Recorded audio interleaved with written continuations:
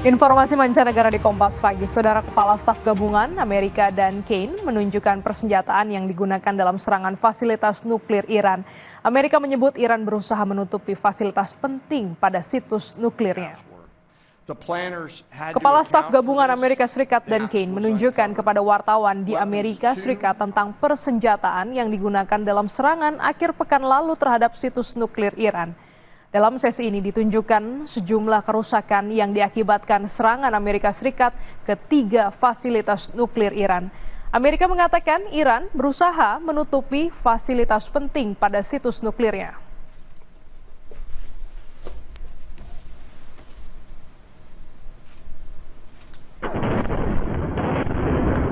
Sebelumnya, Saudara, Perdana Menteri Israel Benjamin Netanyahu mengklaim kemenangan dalam perang selama 12 hari melawan Iran. Netanyahu mengklaim telah menghancurkan 3 fasilitas nuklir Iran di Natanz, Isfahan, dan Arab. Netanyahu pun berterima kasih kepada Presiden Trump karena telah membantu Israel menyerang Iran. Netanyahu juga mengancam jika ada yang Iran ingin memperbaiki sejumlah fasilitas nuklirnya, Israel akan melanjutkan serangan. המרכזי בנתנז, את מתקן המרת האורניום באספהאן ואת מתקן המים הכבדים בעראק. ידידנו הנשיא טראמפ התגייס באופן חסר תקדים לצידנו.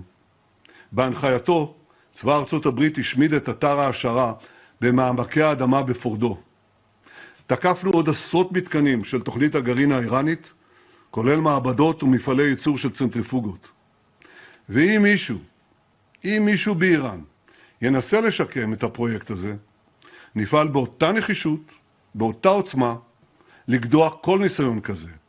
אני שב ואומר, לאיראן לא יהיה נשק גרעיני.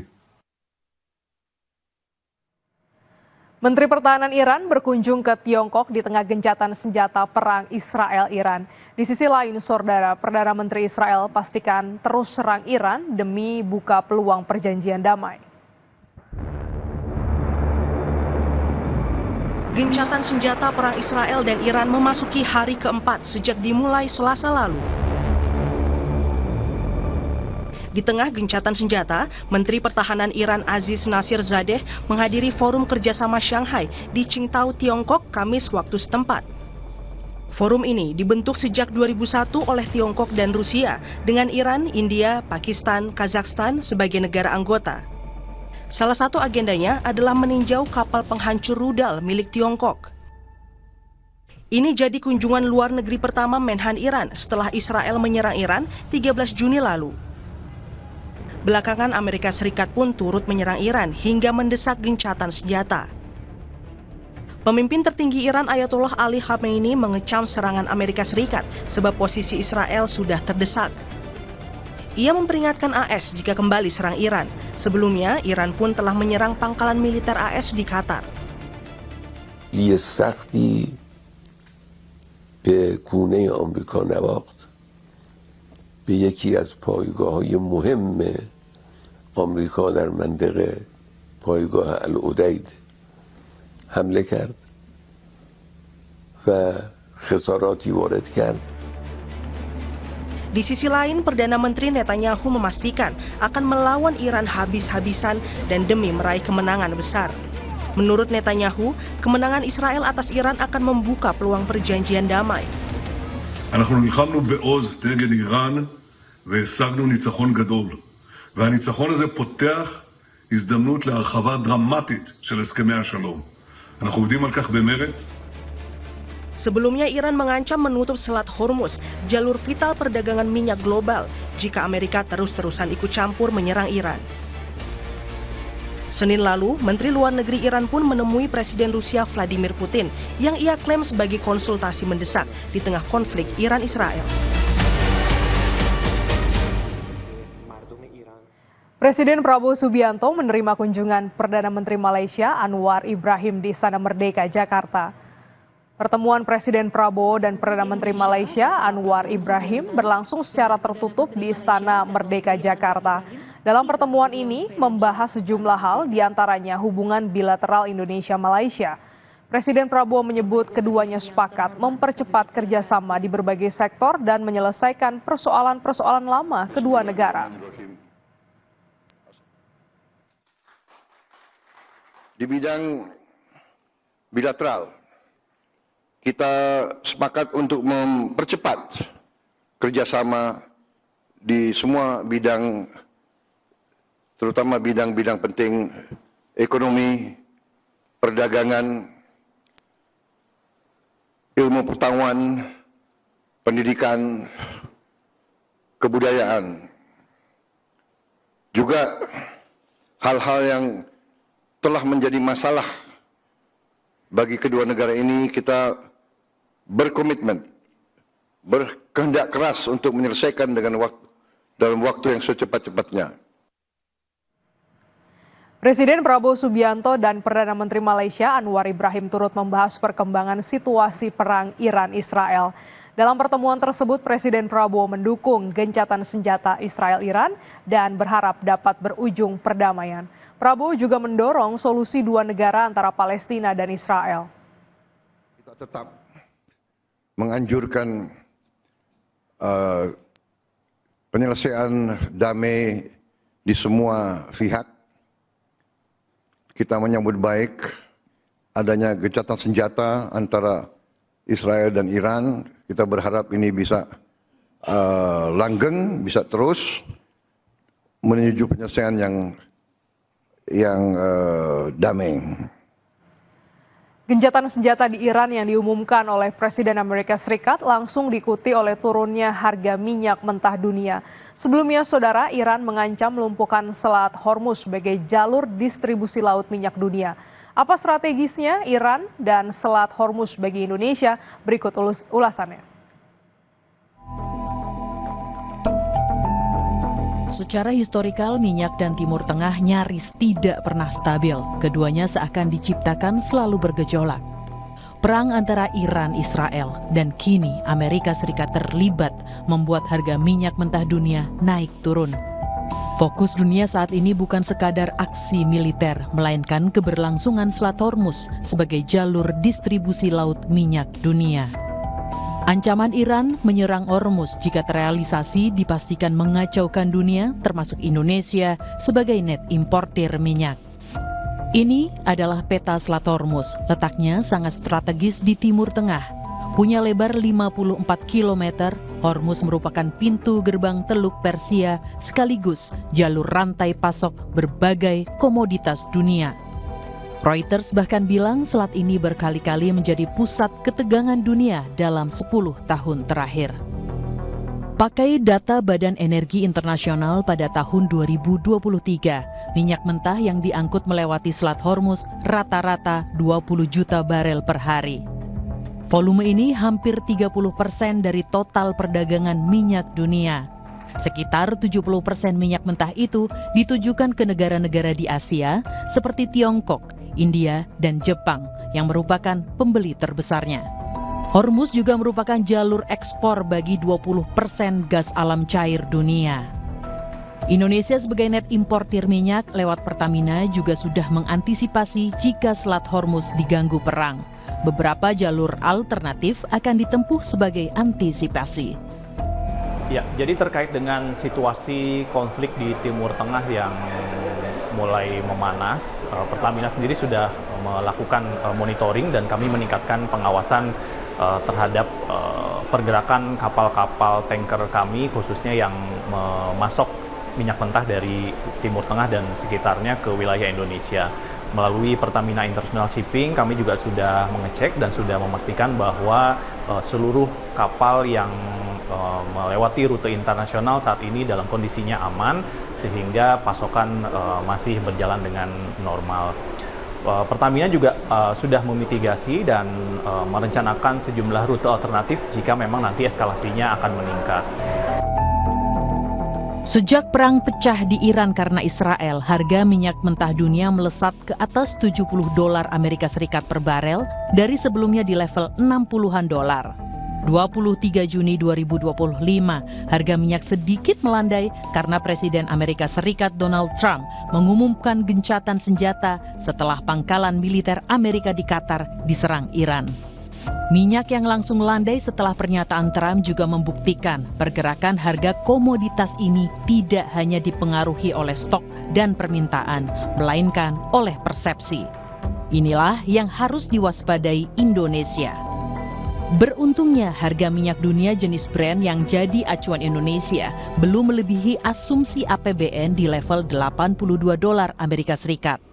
Tahun lalu minyak mentah Indonesia atau ICP bergerak di level $70, sedangkan Mei 2025 di level $62 Amerika Serikat per barel. Menteri Keuangan Sri Mulyani bilang perang wilayah strategis minyak memperparah tekanan ekonomi Indonesia yang juga sedang kerepotan menghadapi tarif Trump. Ditambah dengan berbagai kebijakan-kebijakan makro, terutama di bidang fiskal negara-negara maju, dan kemudian ditambah dengan kondisi geopolitik dan security yang sangat negatif, menegang dan bahkan sudah pecah perang yang menimbulkan kemudian ketidakpastian komoditas, supply chains, ini semuanya menghasilkan dua risiko yang immediate.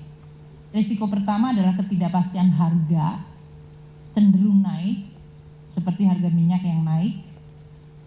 Namun di sisi lain, dari sisi perekonomian global akan cenderung melemah. Jadi kombinasi kenaikan harga-harga karena disrupsi geopolitik dan security itu menyebabkan tekanan harga, berarti inflasi naik, namun dikombinasikan dengan ketidakpastian yang menyebabkan ekonomi global melemah. Itu kombinasi yang harus kita waspadai karena tidak baik. Perlemahan ekonomi membuat dampak yang buruk, kenaikan inflasi dan kemudian menimbulkan kenaikan yield. Apakah karena adanya geopolitik atau karena adanya fiscal policy, kedua hal ini menyebabkan dampak kepada seluruh dunia termasuk Indonesia. Ini akan juga menggerakkan nilai tukar dan juga suku bunga global. Sebagai informasi, salah satu kilang terbesar di Indonesia yaitu Cilacap masih sangat bergantung impor atau suplai minyak mentah jangka panjang dari Saudi Aramco. Jika Selat Hormuz tutup, akses atau rantai pasok akan terganggu. Di satu sisi, kenaikan harga minyak setiap $1 Amerika Serikat juga membebani APBN sampai 10 triliun rupiah. Diah Megasari Anjaya, Tim Liputan, Kompas TV. Saudara, Israel kembali melancarkan serangannya ke wilayah Gaza pada hari Jumat. Serangan udara dan penembakan tersebut menewaskan 42 orang. Korban tewas terus bertambah akibat serangan Israel di Gaza. Pejabat medis di Rumah Sakit Nasir yang terletak di kota Khan Yunis Selatan, jalur Gaza, melaporkan bahwa mereka telah menerima 17 jenazah korban tewas akibat serangan terbaru Israel. Sementara itu di wilayah utara Gaza, Rumah Sakit Syifa menerima 10 jenazah lainnya. 8 diantaranya ditemukan dalam kondisi hangus. Diduga akibat serangan udara Israel yang menghantam sebuah sekolah di tempat pengungsian Jabalia yang sebelumnya digunakan sebagai tempat berlindung bagi warga sipil. Selain itu, 8 jenazah lainnya dikirim ke Rumah Sakit Al-Ahli yang juga berada di Gaza Utara. Hingga kini, rumah-rumah sakit di seluruh wilayah Gaza kewalahan menangani gelombang korban yang terus berdatangan seiring meningkatnya intensitas serangan militer Israel di berbagai lokasi padat penduduk.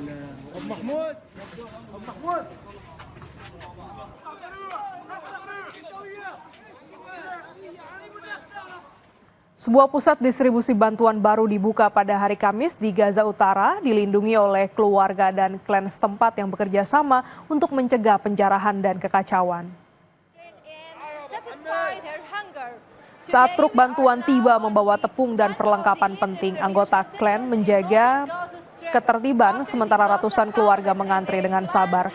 Kolaborasi inovatif antara kelompok kemanusiaan dan struktur sosial tradisional Gaza ini menawarkan cara yang lebih aman untuk mengirimkan bantuan penyelamat hidup kepada warga sipil yang kelaparan. Meski bantuan kemanusiaan tiba di jalur Gaza kemarin, bantuan tersebut masih jauh dari memenuhi kebutuhan mendesak rakyat.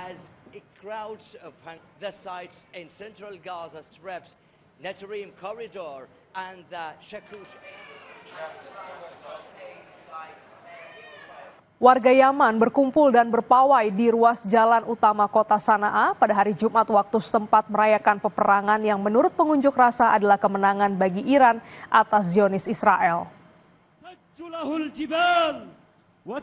Warga berunjuk rasa sambil membentangkan spanduk dan bahkan membawa senjata api untuk mendukung langkah Iran berperang dengan Israel.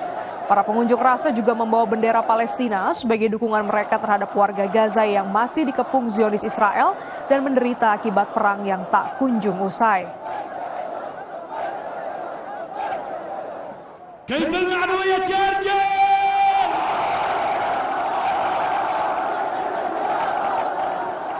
Sementara itu, saudara, ratusan pesepeda berkumpul di pusat kota Jakarta berunjuk rasa mengutuk aksi brutal Israel yang terus menyerang warga sipil di Gaza dan mengutuk Amerika Serikat yang mendukung kekejaman Israel.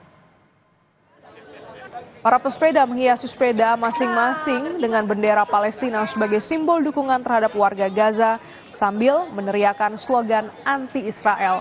Para pesepeda menyusuri sejumlah jalur utama di kawasan Monas, di mana terdapat Istana Kepresidenan dan kantor Kedutaan Besar Amerika Serikat.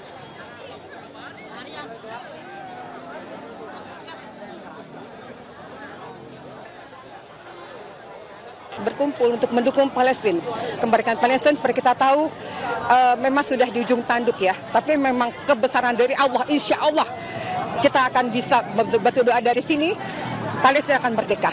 Tujuan kita begitu, memberikan dukungan. Jepang untuk pertama kalinya menggelar uji coba rudal permukaan ke kapal jarak pendek di area pelatihan pertanahan anti pesawat Shizunai di Shihindaka pada Selasa waktu setempat. Informasi selengkapnya hadir usai jeda.